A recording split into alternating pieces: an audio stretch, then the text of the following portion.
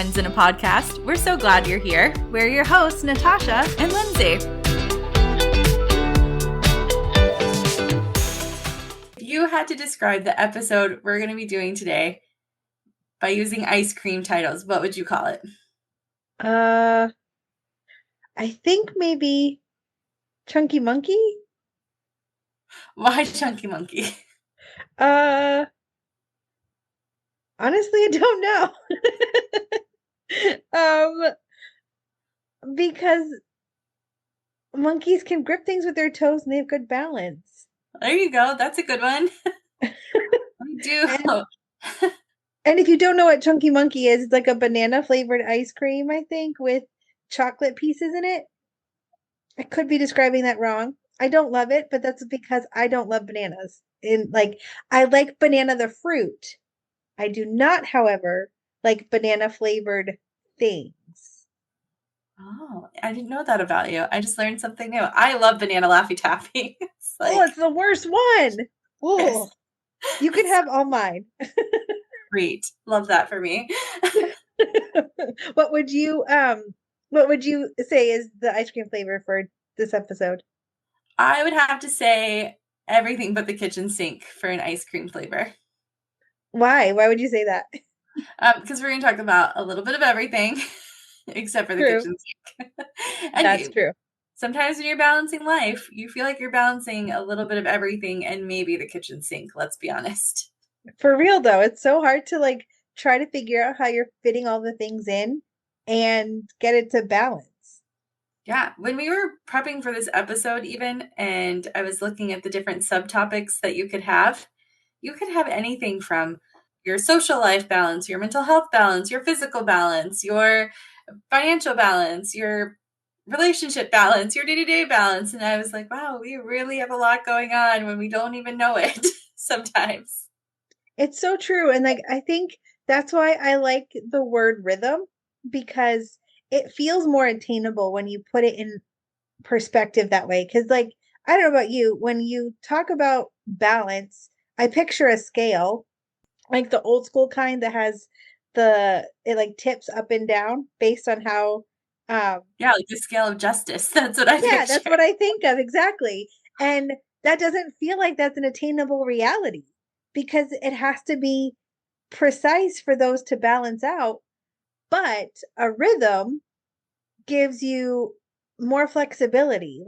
It can move and ebb and flow based on what's actually happening in your life, rather than having to have this exact measured to a T, it matched out so that it works. And a rhythm feels a little bit more life-giving, I think, just because it moves with you and you can create that rhythm based on what works for you. And it feels more attainable that way, I think. Yeah, I like the word rhythm. I like that you brought that up. And, as we were kind of talking and fleshing this out a little earlier, we were saying balance provides the framework for ensuring that all areas of life are being attended. So having a little bit of that balance in there, but rhythm really allows us to ebb and flow through life's demands and the shifts of life's demands, because things can change at the drop of a hat. My life has never, 1 week to the next, has never looked exactly the same. And so it's really hard to try to create a life of balance when, this month is a great example of that. If you were listening to some of our earlier episodes, my kids have been sick for most of this month. And so how do you create balance when our entire life routine has been shot all month long, because nothing has looked the same? And, our work rhythms changed because my husband and I had a tag team on who was going to work on which day and all of that stuff. So we were really thrown off by it, just because our normal routines were off. And so then to throw in the whole balance thing, how do you stay on top of it when nothing has been the same for 2.5, 3 weeks? Yeah, that's fair. You have to just pivot. We say that word a lot. Pivot.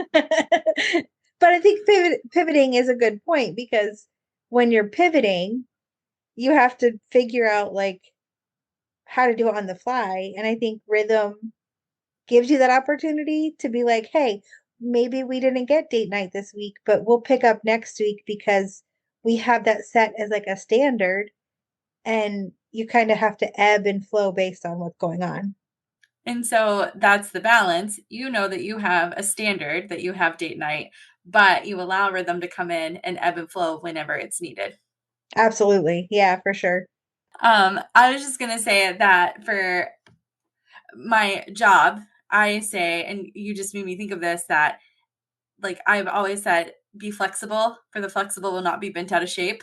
And That's that's something that I good. live by at work.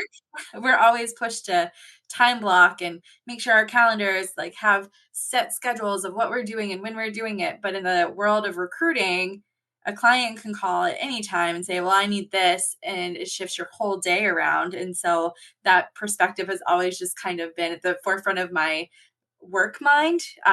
Be flexible, for the flexible will not be bent out of shape. I love that. We should make a t-shirt or a sticker with that on it. I love it. Be flexible, for they will not be bent out of shape. Yes. Nobody wants that. I love it. That's so good. And what a great perspective to have. Like, if we kept that at the forefront of our minds, like you're saying, for a lot of things, like I've learned recently, like the older that I get, it's harder for me to be flexible. Like, if we have something set and like something's going wrong, or we're running late or something happens, I get really upset about it. And it's really hard for me to like switch gears and be like, okay, no big deal, like whatever. If it's for somebody else, then usually it's okay. But like if it's my fault or within my control, that's when I have the harder time to be flexible, because I don't know why. I don't know when that change happened, but I love that. And I think that's so good. I agree. I struggle with the same thing. Even just dinner plans changing, like you have something in mind, but then like your timing didn't work out and now that restaurant is closed. Like I get so frustrated with myself sometimes. Like, how did you let yourself get so behind in the day? Like, what were you thinking? And it's like, I'm just like railing on myself in those moments. Yeah, and that's not necessarily anything that we can control either. So, yeah, that's a hard one for sure. So, what are maybe some key topics that we can touch on today? Because obviously, we want to keep this within a 40-minute period of time, but what are maybe some main topics that we can really touch on today? I think maybe relationships is a good one. Like how do we balance relationships with the demands of life, and why that's important? What do you have any ideas too? Yeah, I think financial too. Maybe we can touch a little bit on that. I think sometimes those can go hand in hand together, like our, financial wellness, but also making room to have social interactions. And sometimes that comes with a financial cost to it. So I think those two could go well together. Yeah, do you want to start with that one? Yeah. So when we're thinking about finances, I know for me, I recently had gallbladder surgery and last year, and that was a huge like unexpected cost, right? And so like I got the hospital bill and then I got the anesthesiologist bill and my insurance only covered so much. And I was looking at the bill going, oh, all right. So now we got to like kick in that financial. And immediately my first thought was, you're not doing anything fun for the rest of the year until you pay this off. Like no more coffees, no more going out to the movies with your friends, no more girls' days. Like those days are over. You're eating ramen, like whatever, like the cheapest meal you can make, rice and beans, that is your diet. But I think for me, sometimes like when I see things like that, those unexpected finances come up, that is my immediate response was, Mhm. okay, where can I cut all costs right now to put into that? And I think that there is such an important balance to that of saying, okay, like what can I cut for my costs to take care of this so I'm not in a medical debt situation? And how do I still incorporate having time to meet up with a friend for coffee or go out to the movies or just have a girls' day out or whatever that might be for me. And so it's really just it's like taking that step back and being like, okay, I can set up a payment plan and then I can exceed that payment plan every month. But if a month happens where I can't exceed it, it's not the end of the world. At least I can make the bare minimum payment. But next month I'm going to exceed that payment. But there have been times in my life where my family lives 1,300 miles south of me. And I have thought, oh, well, I can't go visit them because I need to finish paying off this bill, or I'm not exactly where I want to be with my savings, or just financially, I'm not where I want to be. And that does me a disservice in some ways too, right? Because now I'm missing out on family time. My parents aren't getting younger. They're great. They're doing fine, but I want to have those times with them. My grandparents are in Florida. My whole family is there. And so really making sure that I don't just say, well, I have this financial burden, I can't do anything fun, but finding that real balance of, okay, I can still work these things into my year. I love that perspective. And that's something that I struggle with too, just because I'm like all or nothing when it comes to finances. I don't know why. But it's like it has to be 100% all into debt or and like nothing else, like you said, right? Like we're never having fun again. We can't go out to eat with our friends. We're not getting coffee. We're eating mac and cheese. Like that's it. And that's not realistic. And nor is it healthy either, because we're going to feel that. And then when you feel that strapped like that to cut everything that you normally do out. And then so when you slip up, or maybe you have a week where you did get the coffee and stuff, but then there's just so many layers of, well, we're never going to get there. And like all of that, that I struggle with. Right. And so I think having that mentality of this is what we're going to do, but also giving room for the things that bring life to you, right? Like we enjoy meeting up with people. And I was just talking to a friend about this too. Like, it's not a big deal to me to go out for dinner and spend money on dinner because I'm spending time with people. But if I were to take that same amount of money and say, buy a new outfit, absolutely not. I don't have money for that, right? Like, I don't know why that's like how my brain works, but it's really interesting. So, like, I can spend money on dinner all day long, but ask me to buy a new outfit and I will absolutely not do that. I think that's the relational side of you. You're such a relational person and you love investing into other people. And so I think that that's where that heart comes from, because in your mind, I'm investing in this person, they're investing back into me, and we're going to walk away from this fulfilled. But an outfit's only going to last you for so long. I already have clothes in my closet. Of those feelings, it's not going to fulfill you the same way as relational. But maybe for somebody else, that retail therapy of buying that fulfills them in the same way that relational fills you up. That's a good point. For sure. I like that a lot because yeah, it's funny how when you bring up finances, like there's just so many different ways that people use their finances and like how it relates to them.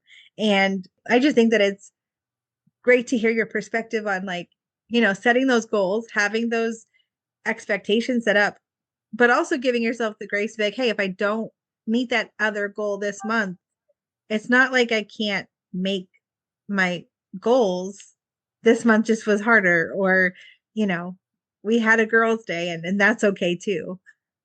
Right. And I chose myself for this month. And that's okay. As long as the bare minimum of what I have committed to is taken care of, then that's okay.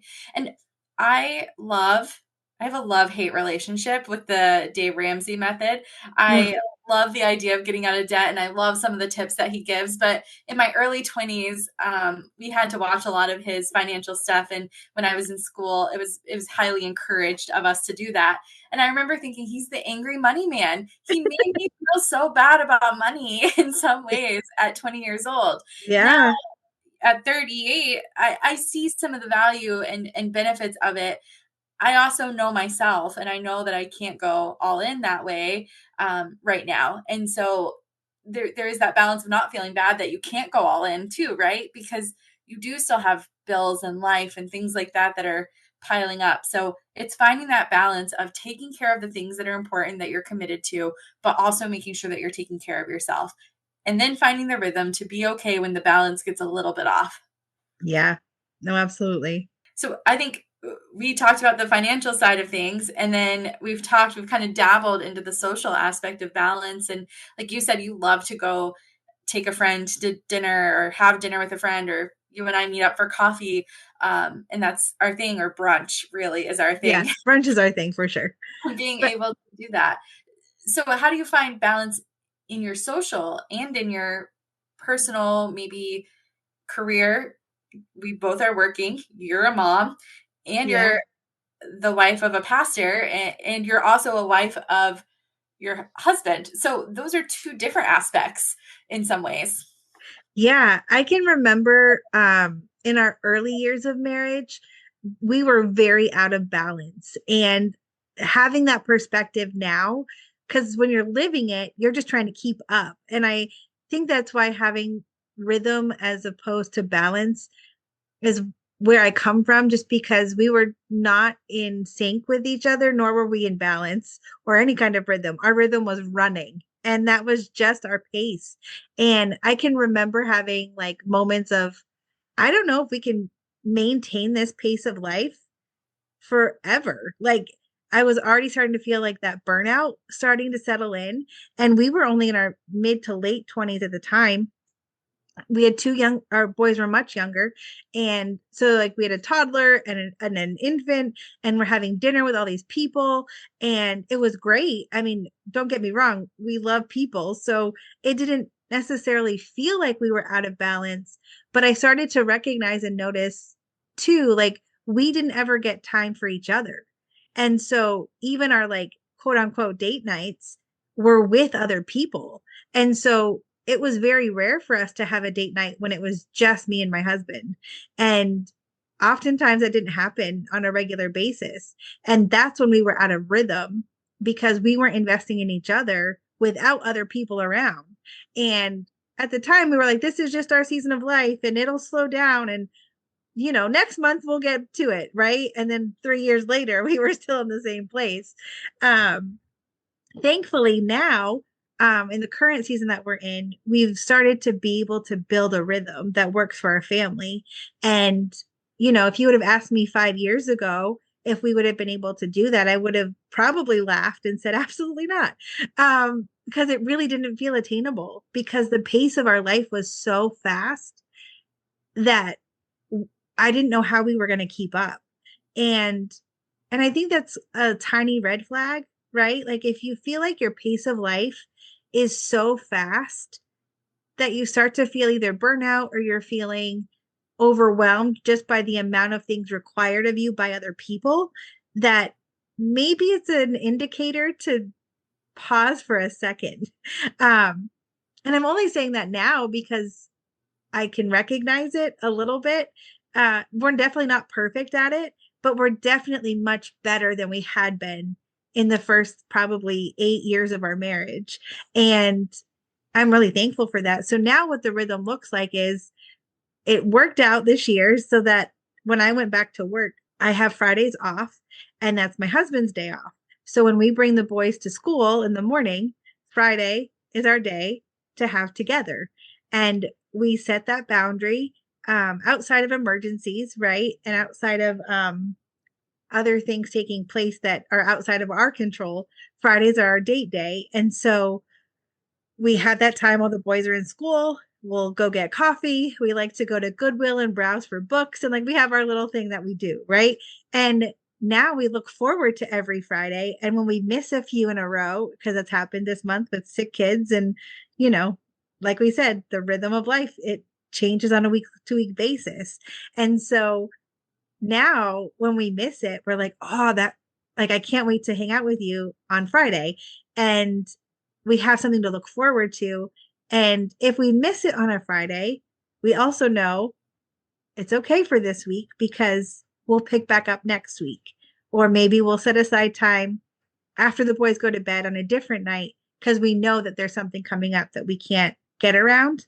Um, so yeah, I think relationally it's hard to figure it out, but when you're in it, and like, you can find that rhythm, or like set that standard, like, hey, this is our time, whether that's with a friend or a spouse, or however that looks. There's ways you can like implement it slowly if you feel like it feels unattainable. Like, slow small steps can get you to the place that you want to go. So if you're not able to do like a full date day, right, you can set aside a couple hours. So maybe it's Tuesdays at after all the kids are in bed, or after that work meeting, you can have some time to invest in each other relationally. Yeah, I think it goes right back to like providing the framework for ensuring that you're touching the areas of life, but still allowing it to have that ebb and flow motion and the rhythm to do that. And not be like, oh, my whole week is ruined because we didn't have Friday date day, but okay, well, like, but we get next Friday. So it's okay that today it ebb and flowed a little bit. Right. Absolutely. What about you? I was Well, I was just thinking, I had somebody reach out to me today. She had just listened to our green flag episode, and she said to me, one of the things was the reciprocation and making sure that you're making time. And I think it kind of flows into this too. One of the things that she said was, I get so caught up on being like, let's hang out, let's make a plan to hang out, let's hang out, but never actually making the plan to hang out. Instead of maybe changing the conversation to, hey, I'm headed to the store right now. Do you want to go? Or Tuesday is my grocery shopping day. Let's do our groceries together. So if it's a Yeah. friendship, maybe you can find those little moments that you both already have in common that you're doing. And then that is your time together. And you're incorporating that into your schedule. Yeah, absolutely. I think it's being intentional, right? Like, I think we talked about that before, but it's just being intentional about how you're spending your time. And it doesn't have to be a big thing, right? And I think that's what we were talking about in that episode was sometimes we expect things to look a certain way, or we expect it to be a big thing when honestly I'm running a couple errands. Do you want to hop in the car and drive around town with me while I stop at the post office and go to the grocery store and get the pet food, right? Like, and it it sometimes feels silly, but those are the moments that like those are the ones that matter. Right. And investing in relationships shouldn't be stressful, and it shouldn't be something No. that overwhelms you. And if you're doing it in a way that you can have rhythm and have flow, I think it takes away that stress in your life a little bit. And if you set the framework and the boundary of what you want that to look like, you're going to feel a lot more at peace, and your relationships are going to thrive so much more. I think about our own relationship. We know that we live far. I say that in quotations. It's like 50 minutes from each other. And I know there are people who live much further from their friends, but for us and our schedules, sometimes it feels like you're 6 hours away from me and not just an hour away from me. And we've allowed ourselves to say, okay, we know that we have a distanced relationship, and we're going to make sure that we do what we need to do to have friend time. And sometimes that looks like a phone call. Sometimes that looks like just texting throughout the day. Sometimes that looks like FaceTime. And sometimes that looks like going out for a meal together. But we ebb and flow that way. We understand that life's demands get to us, but it doesn't make us less of friends. It doesn't change the nature of our conversations. We still pick up right where we were yesterday and the day before. Yeah. And that's just it. Like, not making it stressful. Like, what are the rhythms of your life that are already happening that you can just invite that friend to be a part of? It doesn't have to be that you only have brunch on the first Saturday of every month because that's the tradition, right? Like, maybe if that's how it works for you, great.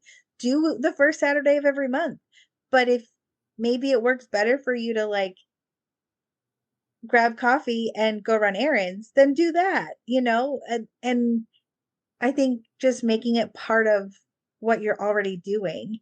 And like you said, the relationships will be much more fulfilled because it's not we're just naturally doing what we know how to do. And And it's that's not when, forced. right, right. It Yeah, shouldn't have to be forced. I agree. So, if we had to take one thing out of this week's episode, what would you say that like the main point that you really want to drive home at the end of the day would be? That rhythms are attainable and finding rather than like restructuring our lives overnight to make it feel like we're balanced, like making the small little adjustments so that maybe in 3 months you're in a much better place than you are right now, um, would be what I would want to focus on because we don't always see how the little adjustments make progress, but it's those little adjustments that really do send you where you want to go in the long run. And so maybe if you feel like you're running at a pace that's not sustainable, then maybe take something off your plate that's not a necessity. Or maybe you're going to do something that requires like or stack things, right? Like I like to listen to podcasts while I fold my laundry, because it's something that I enjoy and something I don't enjoy. Like do it that Yeah. way so that the rhythm, like you're still getting some me time, right? Like you're listening to a podcast that helps and you're getting something done that you have to accomplish. So creating those moments that feel less stressful, but also make the pace of life feel attainable. I agree with you on that. I I do kind of pivot more towards the balance side of things too. For me, having a framework, right? So like when I think back to my financial example, like I know that I have this minimum payment and that's what I'm going to pay, but my rhythm is if I can pay more, I'll pay more. If this month I can't pay more, I won't pay more. So Mhm. having a framework that isn't so locked in, but it's a general guideline of the things that I know I need in order to function throughout the week. And I think part of that for me is a little bit of like, we talked about how I have some of those OCD tendencies. So I think for me, having a framework, but a very hinged framework that can still ebb and Sure. flow within Yeah. is helpful for me. That really does. It gives me that sense of security almost like, okay, it's okay if things pivot because I really do have this backing on me. So again, I guess the best example is I have my financial structure set up, but I can ebb and flow if I pay more or only hit the bare minimum. Yeah. And I I apply think that it's to a lot of my life too. Like I, the other day I didn't get to go to Zumba. Tonight I didn't get to go to Zumba. And I was like, I just miss Zumba. So, okay, I didn't get to go do that this week. So tonight I'm going to walk for 40 minutes and get my walk in at least. So it's just really finding that things that you enjoy and the things in life that fulfill you and making sure that you're making time for those moments, whether it's your social relationships, whether it's your dating relationship, your married relationship, whatever, like whatever relationship in your life, making sure that you're fulfilling those moments and that you feel fulfilled when you walk away at the end of the day or go to bed at the end of the night. And then in all other areas, we talked about social and financial, but that could roll into your physical, your spiritual growth, your mental growth, all of those things, making sure that you're finding the things that fulfill you in life. That's a wrap on this episode of Two Main Friends in a Podcast. Follow us on Facebook or Instagram. You can also send us an email at twomainfriends@gmail.com. And as always, leave us a review wherever you're listening.